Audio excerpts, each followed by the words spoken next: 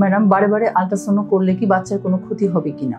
সাধারণত ঘন ঘন আল্ট্রাসাউন্ড করলে এটার জন্য বাচ্চার উপর একটি ক্ষতিকর প্রভাব আছে, এটি একটি সম্পূর্ণ ভ্রান্ত ধারণা। সাধারণত প্রেগন্যান্সিতে দেখা যায় এক্স-রে করা যায় না, কারণ এক্স-রের জন্য বাচ্চার উপর একটা ক্ষতিকর প্রভাব পড়ে। কিন্তু আল্ট্রাসাউন্ড যেটা, এই আল্ট্রাসাউন্ডের সাধারণত দেখা যায় যে এটাতে আমরা সাধারণত সাউন্ড বা শব্দকে ব্যবহার করেই কিন্তু আমরা বাচ্চার পেটের ভিতরে বাচ্চার কি কন্ডিশন সেই জিনিসটা বুঝতে পারি।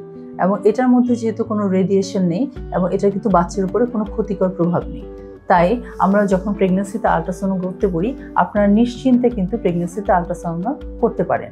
সাধারণত দেখা যায় প্রেগন্যান্সিতে একদম শুরুর দিকে আমরা একটা আল্ট্রাসাউন্ড করি, যেটা দিয়ে আমাদের যেটা প্রেগন্যান্সিটা কনফার্ম করি এবং তার সাথে বাচ্চাটা ঠিকমতো বাড়ছে কিনা, একইভাবে আমরা প্রেগন্যান্সি ডেটিং করি। আরেকটি যেটা আমরা অবশ্যই তাকে বলি 18 থেকে 22 সপ্তাহের দিকে এটা অ্যানোমালি স্ক্যান করতে, যে বাচ্চার গঠনগত সব ঠিক আছে কিনা।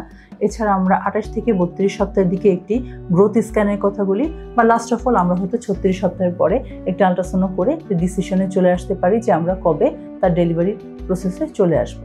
সুতরাং প্রেগন্যান্সিতে আল্ট্রাসোনোগ্রাফি আপনি নিশ্চিন্তে নির্দ্বিধায় করতে পারেন যখন প্রয়োজন হবে, এতে করে বাচ্চার বা মায়ের উপর কারোরই কোনো ক্ষতিকর প্রভাব থাকবে না।